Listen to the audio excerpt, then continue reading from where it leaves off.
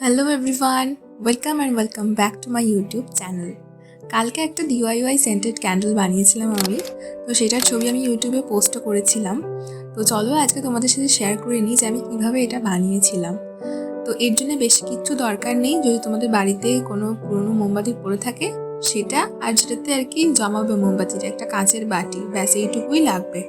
তো ফার্স্টে দেখো আমি একটা প্যানে জল গরম করতে বসিয়ে দিয়েছি, আর একটা স্টিলের বাটিতে এই মোমবাতিগুলোকে তোমাকে গলাতে হবে।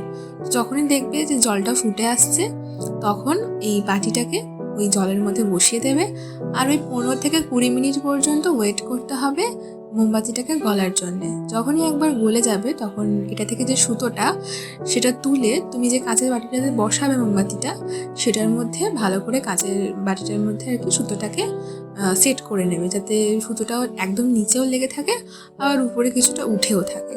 তো আমার যখন মোমবাতিটা গলে গেছিলো আমি তখন এই মোমবাতির মধ্যে আর কি কিছু রং দিয়ে দিয়েছিলাম, যাতে এটার মধ্যে একটা সুন্দর কালার আসে, আর একটা পারফিউম দিয়ে দিয়েছিলাম একটুখানি স্প্রে করে, যাতে ভালো একটা সেন্ট আসে।